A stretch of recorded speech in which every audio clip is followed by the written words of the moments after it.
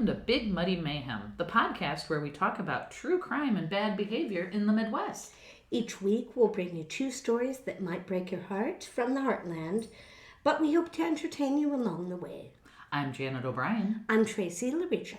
Hello! Hello, Janet. How are you? I am doing all right. Excellent. So, how's your week?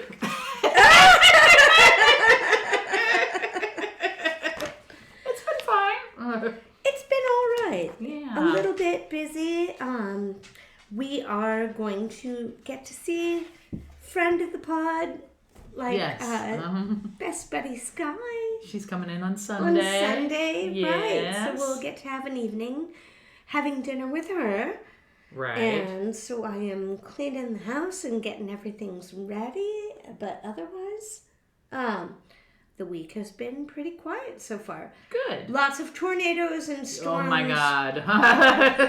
They've hit a whole lot of places in the Midwest, but they haven't really hit St. Louis. No. We've been lucky. Yeah, they've hit like on the outskirts, and Sullivan, Missouri got hit by some tornadoes, and it knocked down a bar apparently, and it hit part of a school in Iron County. So, oh wow! Yeah, but the cabin is good. Cabin's Your fine. place is good. Yep, the water's gone up and down a little, but nothing to worry about. Nice. So, and we're ready with stories for our know. listeners this week. And what week is it? Week 30! Cheers, cheers, cheers. Cheers. Cheers to week 30. To week 30. So, I think I'm starting this evening, right? You are. Okay. And yes. I just want to say that, that does mean that we each write basically what is a research paper. Right. Every week. So, this is a lot of work, y'all. And yeah. I procrastinate on a paper every week. We are glad to reach this milestone, and we are thankful that you are here with us. Absolutely. All right. Okay. Week 30. Janet, get it started. Okay. Let's get it started. So, have you heard of Donald Gene Miller? I have not. He also goes by just Don Miller. He is known as the East Lansing serial killer. Oh, so we're in Michigan. Yes, I'm in Michigan. Okay. So, we're back to Michigan. He was born December 28th in 1954. Mm-hmm. There's not a ton of history on, prior to all the things he did. But he was one of the 3 children born to Gene and Elaine Miller. They lived in East Lansing, Michigan. They lived in a regular middle-class neighborhood. He attended the East Lansing High School. He was considered a good citizen, and he played the trombone in the high school marching band. Okay. And now Lansing, that's right outside of Detroit? Is I believe that correct? so. I think so. Yeah, I'd have to look at a map. I don't remember quite. It's okay. Yeah. I think that's outside of Detroit. So he's playing the trombone. Yeah, he plays the trombone. He was also a youth minister. Kid. He was also a youth minister in his church. When he was in high school, he ended up meeting this woman by the name of, Martha Sue Young. She became his girlfriend. He graduated high school in 1973, and he enrolled at Michigan State University. Okay. So he ended up he wanted to study criminal law. Interesting. I know. I read that. I was like, that's interesting. He continued his relationship with Martha, and he also worked part-time as a construction worker while he was going to college. And they're in their early 20s when they first start? No, they started dating in high school. Oh, in high school. So Right. They're very young. Yeah, they started dating in high school, and they continue to date while they're in college. In 1976, he ended up proposing to Martha, and she accepted his proposal. Oh, wow. But by December... Girl, don't take the first offer! Don't take the first offer! But by December of 1976, she ended up breaking off the relationship and refused to marry him. So something happened. She's just like, no, I'm not marrying you. That's not going to be a thing. Maybe it's just that she's not 19 or 17 anymore, and that she... Yeah, she ended up breaking it off. So 3 days later, after she broke it off with him, it's New Year's Eve, and then they decide to meet up on New Year's Eve because, New Year's Eve. The mother of Martha on New Year's Day woke up, and then she found that her daughter had not returned home. So the bed was, didn't look like anybody had slept in the bed the night before. A date on a calendar does not mean that you need to get engaged or, tie yourself to someone, ladies. So the parents contact the police, and they do locate a witness and claim that Don Miller they saw Don and Martha together on New Year's Eve. So from what they can tell, Don was the last person to see her. They end up detaining Don, and he did admit that he did spend the night with her, but he said he drove her back to her house and left her on her doorstep at 2 a.m. That could be true. It could be true. It could be. But I'm reading the story. So, they didn't find any body or anything, so there was no way to really implicate him in a crime. So that happens, and then 10 months later, October 20th, 1977, two hunters found Martha's clothes and her purse near a lake in Bath, Michigan.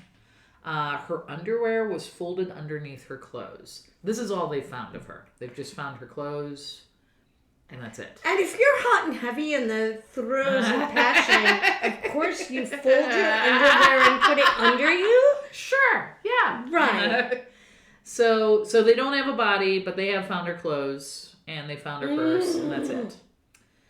Then, 8 months later, June 15th, 1978, 27-year-old Marita Coquette, I cannot pronounce her last name. It's Choquette. Choquette, just like the bakery that they have here in St. Louis. Choquette. Choquette. She was an assistant editor at a TV station, WKAR. He ends up somehow getting involved with her, stabs her 17 times. He thought turkeys could fly. Posed her body, cut off her hands, and put them in a praying position. Oh, wow. So then he ended up moving her body to the Aladon Township and covered her body in cinder blocks. What does he do with the hands? I don't know. I guess they left him. When they found him, they were in a praying position, and I'll get to the reason why that even happened. Then, so he's on a, clearly there's something going on, because now, we have the missing ex-fiance. This girl gets murdered. They can't find her yet. They just know she's gone. He has the worst luck. Worst luck. And then on June 27th, 1978, not even 15 days later, 21-year-old Michigan State University student Wendy Bush,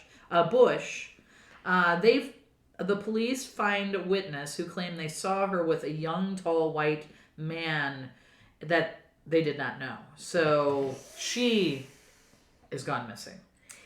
Then August 14th, 1978, so it's a month and a half later, Christine Stewart, 30-year-old school teacher, apparently... That's a little old for him. Maybe. Well, they said they saw her walking on the street and talking to someone, and she was walking, and she was apparently walking away from the campus auto shop. Apparently they have an auto shop on the campus. And she was strangled, and basically he threw her in the car and drove her out of town and dumped her body. Well, she really needed her filters changed. I guess. So at this point, I'm telling you what's happening to them, but at this point, they're just missing, August 16th, 1978. This is where it all goes wrong for him. Oh, this finally. Is where it all goes wrong. Yeah. I mean, it wasn't very long. I mean, we're 4 deep. we're like, 77 through 78, he's just on this weird crime spree. So August 16th, 1978, he walks up to his house. And he sees he ends up seeing this girl standing in front of her house. And he's like, hey, is your dad home?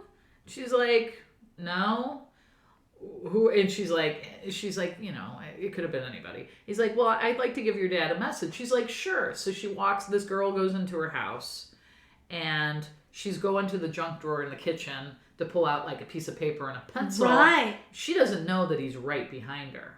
So he ends up putting a knife to her throat. Oh no. And he's like, okay, we're gonna go into this bedroom over here. So he takes her over to her parents' bedroom, which is on the same floor of their, the first floor of their house.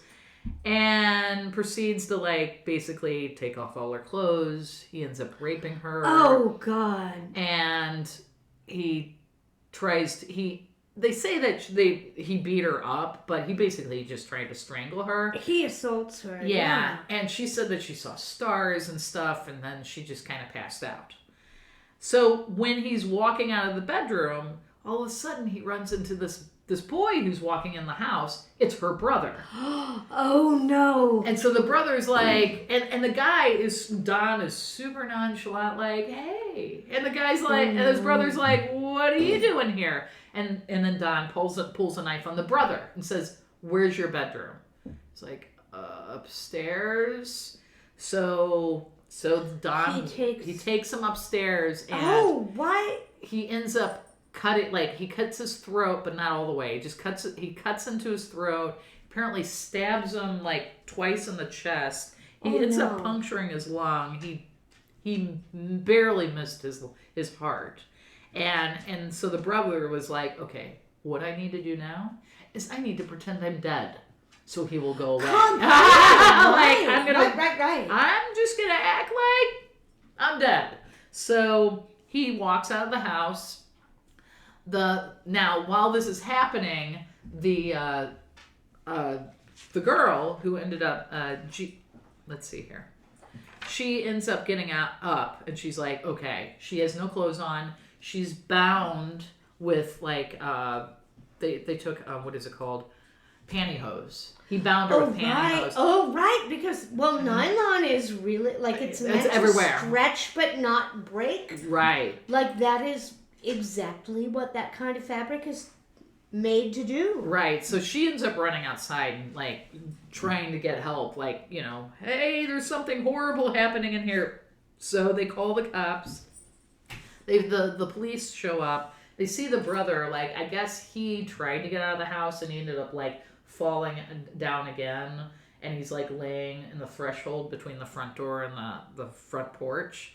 And they're blew his exactly on their blanket. And he's bleeding a lot. And the cop's like, okay, we got to take care of him. She'll probably be fine. And Don just gets in his car and just starts to drive away. No. Thankfully, they do see this one guy, one of the witnesses, because there's a lot of chaos going on. Naked girl in the street, guy bleeding on the front porch, completely, guy driving away, and he sees this guy he's like, this guy was just standing in the front lawn. He was real close, and then he started just moving away. Yeah. So the guy, Don, gets in his car and takes off. But there's this other guy, one of the witnesses, standing in the front yard. He's walking in circles, and he's repeating to himself the license plate number.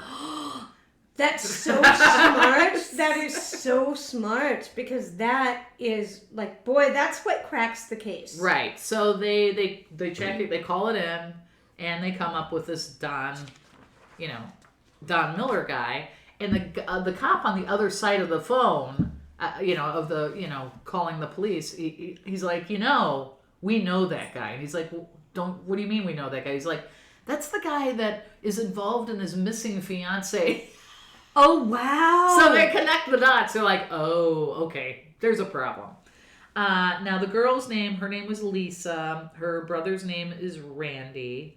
He got he was strangled as well, and stabbed, but he ended up surviving. They both survived the attack. When Don Miller drove away in his 1973 Oldsmobile Cutlass, They end up, like, within a few hours later, going to Don's apartment and arresting him. Mm-hmm. They're like, okay, we got you, because these people are still alive, and they could totally, we know who you are.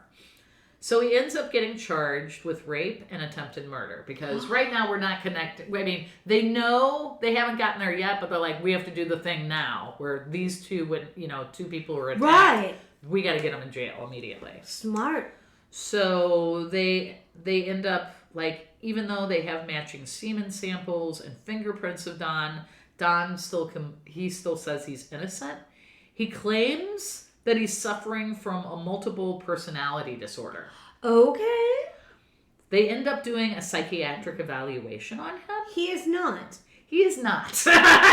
In fact, they say he has a very high IQ, and he kept trying to manipulate the psychiatrists who were trying to, figure out if he had... I'm just, I wasn't in my right mind. Right. They're like, no. Completely. No. So 2 weeks, the trial only lasts 2 weeks. It happens in the spring of 1979. He's found guilty on all charges against the two siblings on May 8th of 1979. He gets 50 years and a chance of parole at 30 years. Mm-hmm. So the story kind of goes on from here. Okay. During this time, he was still the prime suspect of the disappearance of his ex-fiancée.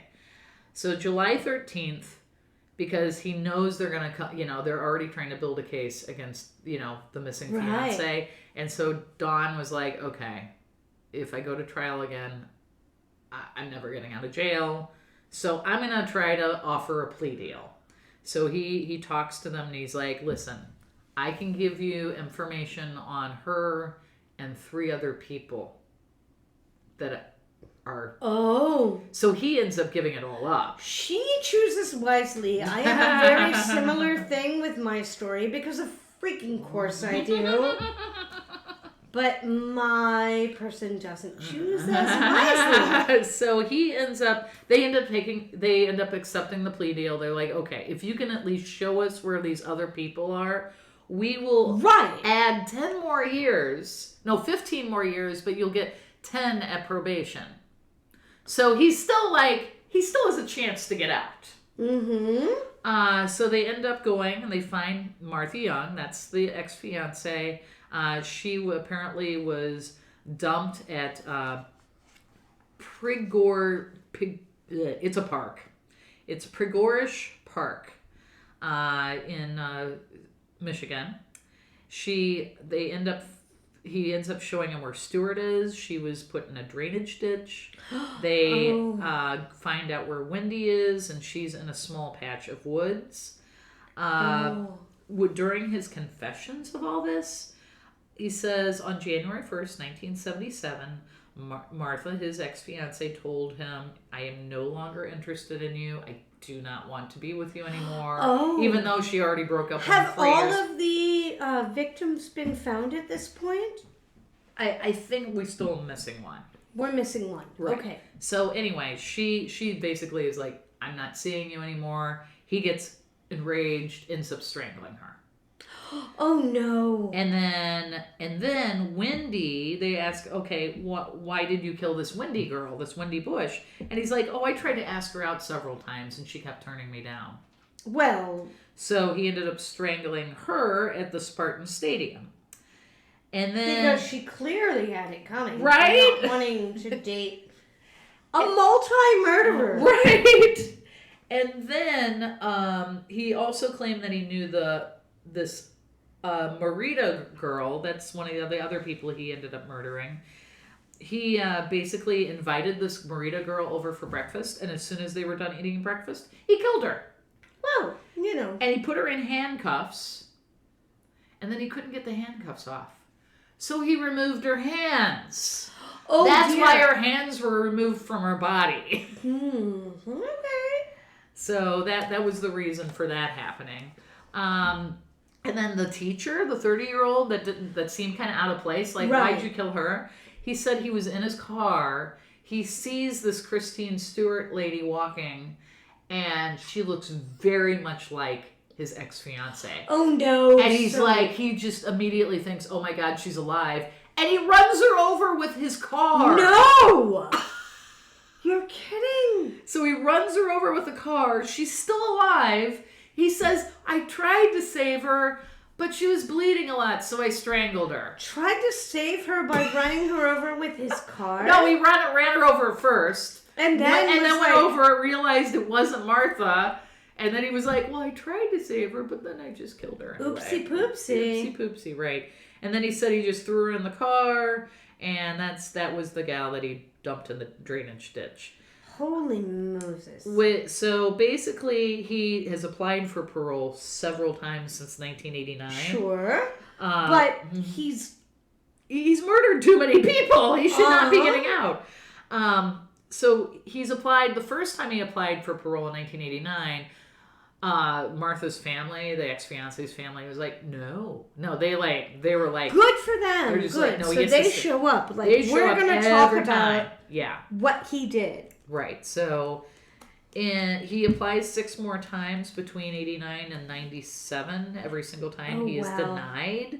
At one of the hearings, he goes in and they were gonna probably give him parole, but then they found some rope under his pillow, the kind that you'd use for strangling. They're like, no. He still has In it? jail. Oh my gosh. Like, no. So now that he's basically will have served all of his time and he will be released March 24th, 1931. 2031. No. I know. Well, he probably won't live that long. We hope. We hope. But still. But yeah, he was like, they never really. What I have read, most of the stuff that I've read on him is that he kept murdering. Like, once he got that fix of when he murdered his fiance, it was just like, all bets were off. He got a high off of it. He's got a taste for it now. It's not somebody that is going to be safe. No. As long as they let him out. Yeah. So he's not a good person. And like the 2 siblings, they said, when this happened, because I watched an interview with the siblings who were attacked. The brother's like, when this happened, I was a teenager. And he was like, that was so far off. And he's like, that was only 5 years from now. He's like, what's going to stop him from trying to go back after us? Things can turn on a dime, though. They really can. And that's kind of the way that you see it with serial killers all of the time. Right. My story, we'll get to that too. Yeah, it's not a very long serial killer story, but it's just, he's still alive. He's going to he will probably get out, and who watch knows your what's back. Yeah, exactly. So yeah, that's the serial killer from Michigan. Ugh. That's my story. That's not great. I wish I could say I'm glad it got caught. I wish that I could say that I had something lighter. But you don't. I don't. And so I am going to tell you, have you heard the story of Ray and Faye Copeland? No, I don't think so. Okay, well, this is episode 30! And so I had to take us back to Missouri. Of course. The home state. And I had to talk about Faye and Ray Copeland. Okay. We're in Chillicothe, Missouri. Okay. I was going to say this month, or this episode. Ray is born in 1914. He's poor. Okay. He's born in Oklahoma. They move a lot in his childhood, especially because he's growing up during the Depression. Mm-hmm. So, they have to kind of move around to find jobs and money. Oh, wow. Okay. As he's growing up during the Depression. He drops out of school in the 4th grade to help his family. He's working on the family farm, and he's also trying to take odd jobs wherever he He is also considered, I don't know where he is in the birth order. I tried to look for that. Mm-hmm. Right. But one way or another, he is kind of like the pampered, spoiled child Okay. of his parents. So they give him as much as they possibly can, growing up in abject poverty. At age 20, he steals some hogs from his father, and he takes them out of town and he sells them. Oh. He's caught immediately. Uh-huh. And his dad decides, like, oh, I'm not going to press charges, anything like that. He was just trying to, like, make a little bit of money, this, that, and the other. He goes on, he writes a bunch of bad checks. Oh. Eventually, his dad can't protect him, and so he goes to jail for forgery. Oh, no. For writing bad checks. But he only gets like a year or so. Gotcha. So he gets out of jail, and he's just going to start doing what he was doing again. And his pattern is, I go to the auction, I buy livestock. Uh-huh. I write bad checks for the livestock. Oh. I sell the livestock before the check bounces. I leave town. I repeat. Oh my God. So this is what Ray is doing. He's just kind of running a grift, like right, yes, buying and kiting bad checks, writing hot checks to sell livestock, right. And so it works out all right. He eventually does get sentenced again to jail. And so while he's in jail, and like when he's out of jail, he ends up meeting Faye. Okay. Meets Faye. Faye is a nurse at a local hospital. She's there when, like, doing her job while he's there for a routine exam. Gotcha. They fall in love. Oh, wow. Okay. They start dating, and within 6 months, they're married. Oh, wow. Okay. Faye is one of 8 siblings, and she is growing up in a very religious household with 7 other brothers and sisters. Oh. And they're living in a dirt floor house. So she's ready to get married. Yes. Right? Right. She's 19. He's 26. They immediately start having kids. Oh, wow. And I am going to have you vamp for 3 seconds because I did not bring my phone in here. Bum, bum, bum. Ba, ba, ba. Ba, ba, ba, ba, ba, ba, ba, ba, ba, ba, ba, ba, ba, ba, ba, ba, ba, ba, ba. Warenberg.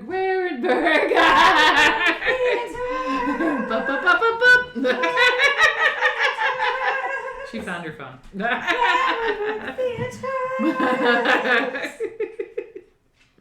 All right, so anyway, Faye ends up just kind of taking part of the household. Okay. So here's Faye and Ray. I know, right? Faye and Ray, yeah. There they are. Yeah. When they're young. Right. They They look like a nice couple. Young and love 1940s couple. Yep. All of this moving around though, and all of the whole thing where they have 5 kids, like they end up having 5 children, one on top of another, which is also how they end up having 5 children.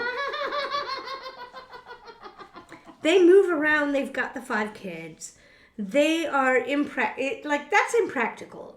So they have to kind of like shift from town to town. Right. And he also gets kind of known for being a grifter. Yeah. So he is blacklisted from all of these livestock auctions. Yeah, I bet. So they move to Mooresville, Missouri, and they buy a 40-acre farm where they completely reform their ways and they become philanthropists. And all of their kids get PhDs, and this is the end of the story. Ta-da! Episode 30 over in 15 minutes. No, that's not true. So there they are at the farm. Yeah. Or there's the farm. Right. Ray just kind of changes gears a little bit. He starts hiring drifters, transients, people that aren't going to be missed. And he's like, look, I'll give you $50 a week and room and board if you just come and live here. And then he sends them to buy the livestock. Oh. With the bad checks. The first one is good. Yes. And then the second one is bad. Right. And when the checks eventually shit the bed, he's like, oh gosh, I didn't know. You know, he has to pivot again. So now he's still hiring vulnerable people, but he has them open checking accounts in their own name. Oh no. My own father did this. Mm. He's like, oh, so I can pay you, so I can take care of this. Da, da, da, da. We've got to put it in your name. And then he also has them get a P.O. box. Okay. So that the money isn't going to the address. Then instead of just being like, oh my God, they wrote a bad check and then I fired them, these guys just got up and moved on. Sure, they moved on. It does turn out that they did all go off to live on a farm somewhere. Meanwhile, Faye is raising 3 or 5 children. Right. I'm sorry. Faye is raising 5 kids and working in a nearby glove factory. Okay. Did you know that Chillicothe, Missouri is the glove capital of the world? I did not know that. That's the case. And then Ray is farming and doing day labor at other farms and doing all of his stuff. And Faye is working at the glove factory and then also doing housekeeping at a nearby hotel. Nobody likes Ray. Okay. Ray is a bad guy. He's kind of an asshole. Personality-wise, and people also suspect that he is beating his wife and his kids. Faye is a loving wife and mother. She defends him every chance she gets. And like I said, she's working 2 jobs to try to support her family. Right.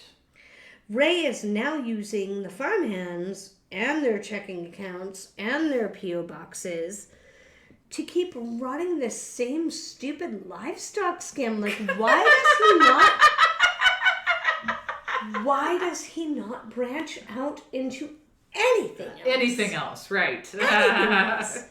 So it's a fraudulent scheme, but now there are at least 5 of these farmhands that are missing. Oh no. And they're all writing bad checks at cattle auctions. Yeah. It's a little sus. It is. And one of them, 27-year-old Dennis Murphy, Okay. is close enough to his family that somebody notices that Someone he's finally missing. notices a missing farmhand. Got it. Mm-hmm. Faye and Ray claim, oh, well, he just quit and ran off and left us, and he really left us in a lurch. But his story is reported because his mother is not going to let this go. No, of course not. If it were your kid, yeah, I would know. Yeah, I would be meddling a lot. he would be shouting on every single suspect, right? Like every single source. All of your friends would also be. So that's what's happening with Dennis Murphy. Oh no! Everyone's like, "Where the fuck is Dennis?" Right. Well, this is the last place he's been seen, and as that gets out into the news, there's another person that worked for the Copeland Ranch Mm-hmm. that brings out his side of the story. Uh-oh. His name is Jack McCormick. And he says a couple of things. Number one, he has seen human bones on the property. Oh, no. Number two, turns out Ray tried to kill him once. Oh, no. So Yeah. Ray was asking him, because you know how I said Ray does jobs like on neighboring farms? Right. Well, a neighboring farm was asking Ray's help to get a raccoon out of a barn. Okay. And they have to get in down under the barn to chase out the raccoon. So Jack McCormick is given a pokey stick. Uh-huh. And he's like, hey, will you get down under that barn and chase out the raccoon, and I'll be right out back here with a gun, and I'll take care of it. Uh-huh. So Ray gets a funny feeling about this. That's good. He's getting a funny feeling. And as he's down there looking in a hole with a stick in his hands while someone else has a gun, he's kind of like, maybe this isn't a great idea. So he takes a look around, and Ray is aiming directly at him. Oh my God. With this .22 caliber pistol. He says he's able to negotiate with Ray. Like, hey, I'm just gonna go. Please don't kill me. Completely. He's like, I'm just gonna go. I'm not gonna say a word. I'm gonna put the stick down. I'm gonna walk away. Please don't kill me. He ends up, the negotiations with Ray has written a lot of bad checks. Yeah. And so McCormick is like, hey, I have enough money in my account to cover the last bad check that you wrote. Oh. So if we go to the bank, Uh-huh. I can sign this over to you. You don't have to move your wife and your 5 kids. Right. We can just... I can give you this, and then I will just go away. No one will ever know a thing. Right. Yeah. So Copeland agrees to this. And they go to the bank. And while while Jack McCormick is signing off the check, Yeah. he slips out a side door. And there's a used car lot next door. Uh-huh. He goes over and he's like, I want to test drive this car. Oh my God. And so he takes this car and he steals it and he drives it from Missouri to Nebraska. Nope. I'm out. So he saves his own skin. He gets to Nebraska and then he immediately calls the cops. Wow. Now they go and they look on the Copeland farm. Yeah. And no bones are found on the Copeland farm. There's nothing that ties them to any kind of crime whatsoever. But what they do find... What do they find? Well, number one, they find a book that contains the names of all of the farmhands, past and present. Next to 12 of the names, there's an X. All of the 5 missing farmhands have an X next to their name, and then there are 7 more. There's 7 more. They also find Yeah. a quilt A quilt, okay. made out of the clothing of all of the missing men. No! No!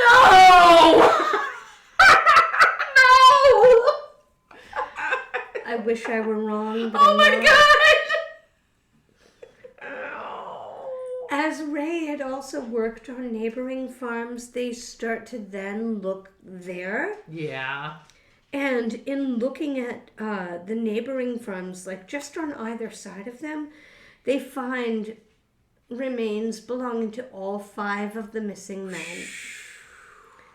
4 of them are in shallow graves, and Dennis Murphy, the one that like finally brought the attention to it, he's shoved down a well. Oh my God. But he's still wearing his clothes. Oh. And do you remember back in the late 80s, early 90s, when all of us had a leather belt with our name stamped on the back of it? I didn't have one, but I know what you're talking about. I had one. I'm a trashy bitch. But all of us had like the leather belts with the name stamped. So they find like a fucking Silver Dollar City stamped belt that says Dennis. Oh, yep, that's him. Or on the back of a dude that's shoved down a well. Oh my God. Faye and Ray are arrested. Faye says she doesn't know anything about it at all. It's possible. She is offered a plea deal, conspiracy instead of murder charges. She won't take it. She said she doesn't know anything, so she can't plead to anything. They ask if she'll tell them where the other 7 X's, because it's her handwriting. Yeah. Oh no. In the book that has the X's next to it. They're like, look, just tell us where we can find these other 7 guys. Let us give these families peace. Right. She says she simply can't. She doesn't know where they are.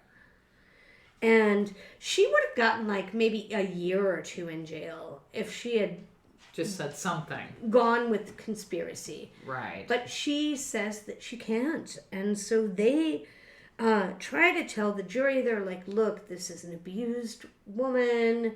She has been an abused wife for years. She's been tied to him for so many years. Complete lack of power balance, etc. Right. But she won't. She says she has nothing to confess. And so she is sentenced. They give her 4 death sentences. Holy cow. And 1 life sentence. So she's put on death row. Wow. When Ray finds out about this, all he says, he's completely stone-faced, and he says, well, those things happen to some, you know. God. Ray is tried a few months later. He attempts to plead insanity, but he's also sentenced to death. Yeah. So at this time, Ray is 76 and Faye is 69. Wow, they've been doing this forever. They have 5 adult kids and 17 grandkids. They are the oldest death sentence for a couple. Wow. In history, up to and including this day. Wow. Faye is the oldest woman to be put on death row.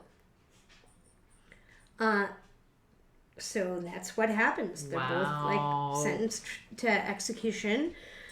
But in October 1993, Ray dies in prison of natural causes. He is 79. Faye is now continuing to appeal because here's the thing. We know she put the names in the book. Yes. We know she made the quilt. Right. But she never pulled a trigger. We don't have any reason, like, we don't know. We don't know what, if she had anything to do with these murders. So in 1999, a judge overturns her death sentence and puts her, like, to life in prison. Like, okay, you probably knew what was going on, but you didn't actually kill someone. Right. And you were an abused wife for years. Right. From the age of 19. Exactly. In 2002, Faye has a stroke while she's in jail. And she is paralyzed, unable to walk, unable to speak. Wow. The governor at the time, which was Bob Holden, grants her a compassionate release. Okay, yeah. And says, like, okay, you don't have to die in jail. We are going to move you to a nursing home. Right. So a few months later, in her hometown of Chillicothe, Faye Copeland dies at age 82 with children and grandchildren around her. Wow. And that is the end of the story. But they are still to this day the oldest couple to be put on death row. That is crazy. And my sources today were Murder Dictionary Podcast, CriminalMinds.com, Wikipedia as always, and CrimeLibrary.org. Wow, that's a great story. But wow, I know. I did not know anything about that couple. I'm going to take Janet out back and show her all this neat livestock I found in this quilt I want to wrap her up in. And then we will be back for What's Nice. We'll be back for What's Nice. If you enjoy getting muddy with us, here are some ways you can support our podcast. You can always email us stories that you have that you want us to do at bigmuddymayhem@gmail.com. Also, speaking of that email, if you have any artistic endeavors, you go to shows, you have some art that you create, we would love to mention you on our podcast. Artists supporting artists. Yes. So just make sure to send that also to bigmuddymayhem@gmail.com. Like and subscribe to the podcast on the platform where you're listening. And of course, a good review will help us reach new listeners. If you're listening on YouTube, leave a comment in the comments section. Please. Join our Facebook group where we can discuss episodes and hear your suggestions. And of course, tell your friends. And so now let's get back to What's Nice. Yay. And now we're back for What's Nice. Welcome back for What's Nice. So I have a What's Nice, and Tracy will really like this. I can already tell you that. Okay. So in the town that we were in, which is in Michigan, Lansing, Michigan. Did you know there is a zoo there? Oh, you know I love a zoo. You know I do. So they have a zoo called Potter Park Zoo. It is open 364 days a year. Closed on Christmas? That is what it looks like. They have every day that they're open. It does not say anything about Christmas. Megan! We got a zoo to go to. So typically, ticket pricing, it's like $15 to get in. I can do that. Yeah. So St. Louis we have a free zoo. We do, awesome. and it's one of the best. It is. So this zoo looks pretty nice. There's, like I said, it's $15 to get in. The animals, they have anywhere between, your lions, your tortoises, your tigers. I like the Arctic fox. All in the same cage. Oh my God, this is a Thunderdome. Nobody needs to see this. I do not. So you got your rhinos and all sorts of animals there. It looks like a very nice zoo. I was just kind of looking at all the different animals here. Oh. So we got our penguins and the palace cat. Look at that snarl. Oh my gosh. Ryder Murphy would lose his life petting this cat. Right, it is so He cute. would not mind though. Then you got your kangaroos and your red pandas and of course the lemurs. Oh, I love a lemur. I love lemurs. So that's your favorite, isn't it? that's one of them. Yeah, I got a lot of different animals that I like. But yeah, it looks like a very nice zoo. That, like I said, they're open 364 days a year. They have their animals. They have events that happen at the zoo starting on May 11th, which is just coming right around. They have the World Migration Bird Day celebration. Mother's Day, they're going to have a thing going on to celebrate Mother's Day. Apparently all moms are free to go into the zoo. They have a Diversity Day, which is nice. They have Red Cedar River cleanup event. So they get together and they clean up a river, and I like that. they have a little thing there. And then they also have Twilight Adventures, where they have s'mores and stories and stuff. You know, all the fun zoo things. And where? So it's in Lansing, Michigan.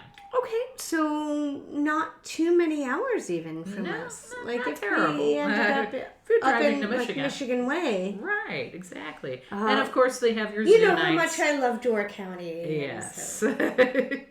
But it looks like a fun zoo. I wouldn't mind checking it out sometime. But that is what is nice in Lansing, Michigan. Nice. That's fantastic. And, well, I mean, you know that it, like, oh, twist my arm, take me to Michigan. Right? Tracy hates zoos. I hate zoos and I hate Michigan.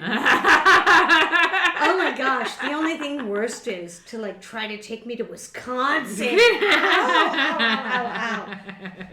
So what's nice here is in Chillicothe, Missouri, which you would think would be kind of a difficult thing to do.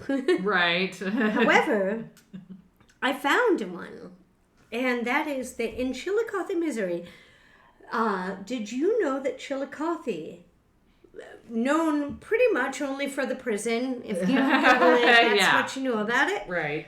Did you also know that it's the home of sliced bread? What?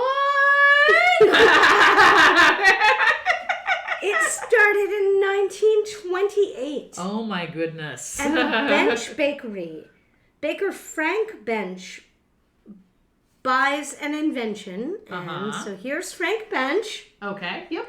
He buys an invention from a guy named Otto Rawwetter. Sorry. Okay, yeah, older guy, round glasses. So he buys, or he makes a machine. It's unveiled with a whole bunch of fanfare. And so again, this is 1928. It increases the bakery sales by 2,000%. Jesus! In 2 weeks. Oh my God! I listened to a podcast, the one that I talked about earlier in my sources, and they said that somebody comes by, like a woman and her daughters, and they get all dressed up because, you know, it's the grand unveiling. Woo, right. of this, like, bread slicing machine. And they come back, and the father of the family, who did not go with them, is like, that'll never catch on. But it's literally sliced bread. What was the name of the bread company? It is the Bench Bakery. Bench Bakery, okay. Frank Bench, and so the building is still there. We're nice. So anyway, the Sliced Bread Visitor Center is now what is held in the bakery. Oh my God. And so it's the Sliced Bread Visitor Center. It houses one of the original machines. Oh my goodness. They also have a mural, like a sliced bread mural on the side of the road. God. And apparently Chillicothe, Missouri used to be a much bigger town than it was. Right. And so there are now like a few dozen murals all around town. So when you drive around, you can go and look at it. And on the top of the Sliced Bread Visitor Center, there is a giant sculpture of bread being sliced. That is fantastic. I know, it's so cute. Like, so the original machine is inside. You can go and see the mural on the side of the building. You can go and see the sculpture on the side, like on the top of the roof. And if you want to visit, now is the time to make your plans, Muddy Buddies, because June 29th is National Sliced Bread Day. And there is a whole lot happening in Chillicothe for it. Oh my God. when sliced bread will be 96 years old. Wow. My sources for my What's Nice are thehomeofslicedbread.com and roadsideamerica.com. Oh my God. And I already want to go and eat some toast. I know. That's amazing. At the end of June. That is a great What's Nice. I know. Well, Chillicothe, you know, like you got this story, and all we know really, like from us in St. Louis, all you really hear about Chillicothe is the prison. Right, yeah, exactly. So finding something nice that was like Changed the toasty world. and delightful made my, like turned my frown upside down. That's And amazing. Here we are at the end of episode 30. Yay! And, I mean, even though we've done this for 30 weeks in a row. I don't know how. I know. We want to keep doing it for 30 more. Exactly. But at the meantime, we want to remind you that you should all stay Midwest nice. Yes, stay Midwest nice.